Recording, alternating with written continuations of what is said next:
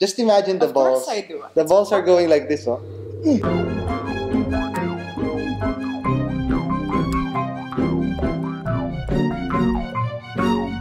Okay, you saw the pictures, right? Yes. Have you seen the pictures? Look at the pictures and come back here. So go to this link and look at this model, this latest fashion model who's trying to change, what is it? Change the face of fashion. Go to the page, check out our pictures, Put us and on then pause. yeah, pause us. Okay, now you're back. What do you think? Do you think she's beautiful? Do you think she's sexy? Okay, let's answer both questions then. I wouldn't say sexy, but I would say beautiful. Yes, I would agree. The same? I The would same agree. with you? Maybe she's not my type body-wise, but yeah. Okay. I think body-wise, I think she was. I mean, she had the curves, but yeah, okay, not my type. A bunch of us were talking about this earlier, and I will hide the names of the other person, the other people, Yes. to protect their identity. And okay, their thinking was they were very cynical about it.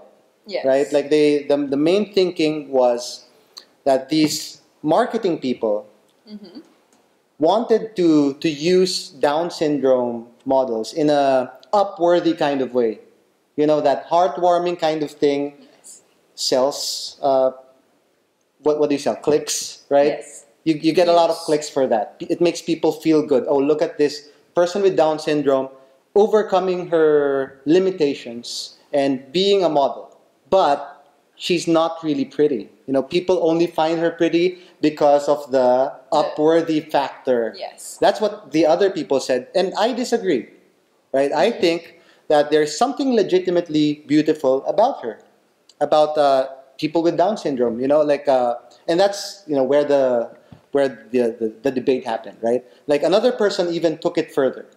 Right? He said that it's wrong to use beauty in the context of this thing, that only few people would like people with Down syndrome, and so that would make it a fetish, kind of. I see. That's what he says. So you shouldn't use beauty in that context. Beauty is for what a lot of people like. What do you think? Well, the whole issue is problematic, but that Yeah, perspective okay. of fetishizing the idea of Down syndrome, that it doesn't necessarily have to be that way. Oh yeah, okay. I mean, just because some people, in the context of the Philippines, Yeah. it's like saying that you're fetishizing people who are morena because media would want you to prefer like white-skinned girls. Yeah, yeah. It's along that same vein. It's Yeah. just more general. Yeah, yeah. So it's a problematic. It's problematic in that it discounts the views of other people also. Yeah. Like you're the fewer ones. Yeah, Like yeah. you have the fetish. It's like the cult Yes, mentality, the cult exactly. and religion. If a lot of people adhere to it, it's a religion. If only few, it's a cult. Yeah, if not, exactly. it's beautiful. If it's the majority, if it's the minority of It's a people, it's a fetish, fetish. yeah. So yeah, that kind of thing too. And yeah, I disagreed with that. And I mentioned just two words to them: Jeremy Renner. Do you find Jeremy Renner attractive? I know you're gonna disagree with me on this, and he is. No. Go ahead. Because No. I think he's attractive. There you go. I don't. Exactly, I know. I didn't get it before. It took me so long to accept the fact that Jeremy Renner is attractive to a lot of people. I didn't.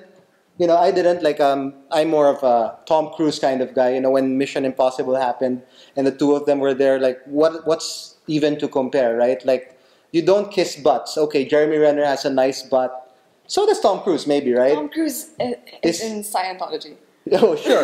See? Oh, He doesn't count. that brings us to another aspect, but we'll get to that later. But anyway, I've come to accept that Jeremy Renner is beautiful in his own right. It doesn't mean that I don't find him beautiful, that people who like Jeremy Renner have a Jeremy Renner fetish. He's not a category on YouPorn or UJizz or whatever, because only, I assume, because people tend to project. I don't like Jeremy Renner. Lots of people don't like Jeremy Renner. These friends of mine, they don't find this Down syndrome, this model with Down syndrome attractive. Therefore, lots of people don't. But 7 billion people in the world, plus the internet, means that everyone has an audience. Yes. Everyone will be attractive to a huge group of people, probably bigger than any of my friends imagine. Yes. Right? And an idea came to an analogy. You remember, of course, multiple intelligences. Yes. The idea that only people with high IQs or who get high test scores, people who are good at math, they're the only intelligent people. But that idea has changed, of course. If you don't know about multiple intelligences, check this link. So there are many ways of being intelligent, and to have a factory model just stifles students and children. Yes. There are many kinds of intelligence to develop. You think it could work for the idea of beauty? There are many aspects and ways of being beautiful, not just the I want to have sex with this person and therefore this person is beautiful. Because you asked early on, is this person beautiful or is this person sexy? I said the sexy part because it was in the article. It was in the article. Yes. They called her sexy. Yes. Okay, I'm sure a lot of people do find her sexy. But because I find a lot of things beautiful, like dogs. It's rare that I see an ugly dog, but there are ugly dogs, and I find some dogs ugly. But I find dogs beautiful, but I don't want to have sex with them. Exactly. I had to say that, Yes. being so all defensive. But just to make the point, there are a lot of people that I find beautiful, and I don't find sexy, that I don't want to have sex with. I think this model with Down syndrome is an example. I find her beautiful. Okay, what is beauty? Let's go to that discussion then. What do you think is beauty? Actually, going back to your analogy of multiple intelligences and relating that to beauty, I think it's even more extreme with beauty because like with beauty, it's even more personal. Yeah, what you find beautiful is even more personal than what you would consider intelligent or what you would see as a kind of intelligence. Yeah. And like, as they say, in the eye of the beholder, that's the classic. Yes. Yeah. And the thing is with beauty, I mean, again, like there's so many kinds. It's not just people, it's not just animals, living things. Aesthetic. There's scenery, there's art, there's performances, things like that. And it will elicit a different kind of reaction for each different kind of beauty. Yeah, of course, experts have a stricter criteria for beauty, right? Like very specific things that have to be met. The criteria for beauty. But using a looser definition, beauty is simply being appealing aesthetically. If you like looking at something, then it is physically beautiful. Yes. So I find something physically beautiful. That's it. It means it's beautiful to me. Exactly. That's and that's deeply personal. And it doesn't have to please everyone. Like the model with Down syndrome, her name's Madeline Stuart. Yes. Stuart. She doesn't have to be beautiful to my friends or to the rest of the world. She can be beautiful just to thousands or hundreds of thousands of people out of 7 billion, and she would be beautiful. Yes. Right? Like you can be beautiful to one person and still be beautiful. Yeah. When I looked at those photos, I'm sure you looked at those photos already, there's just a very cheerful vibe. Yes. That I can get from and from a lot of the photos of people with Down syndrome, actually, like there's an innocence, there's a cheerfulness that just lightens up my mood. Mm-hmm. And it doesn't have to be and I'm a lot of people say, and my friends did say, that it's kind of condescending. You're just throwing them a bone. That they got the short end of the stick, having the Down syndrome and all the challenges associated with that. So I'm going to find you beautiful. I don't think I sincerely find them those pictures pleasant to look at. And when I see movies and they depict people with Down syndrome, they're usually their children, and they're smiling at their parents, and they're it just I wouldn't call it ugly, and I find no problem calling it beautiful, right? And on studies on beauty, like what are the commonly used metrics, right? They go with symmetry. Symmetry is often the thing. Anything that signifies health. Yes. Right. Of course, that's the whole debate on whether beauty is something that's universal. There are traits that do not change across time and across cultures, and whether beauty is just a socially constructed thing that can change over time. And what do you think? I think it's a mixture of both. I agree. Okay. But all things are a mixture of mixtures of most everything. things are, yeah. Yeah, I mean there are fads, you know, like there are times when certain BMIs are preferred, certain waist to hip ratios are preferred, and these things change over time. But there are also the standards. Usually, all four limbs, a head. Okay. Yeah. Face. Yeah, a face. You Usually know, no those are pretty standard. sores. You know, that could infect you. Like yeah. Okay. There is a biological basis for these things, right? In fact, it's more than just the evolutionary, whether this person would make for a good mate or would bear my children well. It changes. It's very immediate. Yeah. Like studies have found, for example, that during menstruation, or was it ovulation, yes. or maybe both, whatever. The yes, hormones make women usually prefer more masculine men. On a similar note, they also found that when strippers are ovulating or when they're fertile, they do get more tips. Okay. So strippers, is that politically correct still? We want to check and be sure. Entertainers, or what did Magic Mike say? We are entertainers. Dancers? Adult Male entertainers. Male and female entertainers. Yeah, okay. Anyway, I don't know if stripper is bad or not. But anyway, male entertainers. If it's wrong, I apologize. Okay, things change over time. Moods change. Whether the person lives in an urban setting or a rural one. Yes. It also, like, in an urban setting, women tend to like the people with more masculine features. Mm-hmm. Elsewhere, it's the opposite. And that's in the US. Yeah, that's in the US. In other countries, it's different. You know, I read about this place where lanky people, you know, like I would thrive in that place. You know, you don't need the... Except thin would kill you for... Yeah, I know. but still, it changes across cultures. But yeah, it's deeply personal. And I say, whoever wants to be a model, I think this is the main issue here.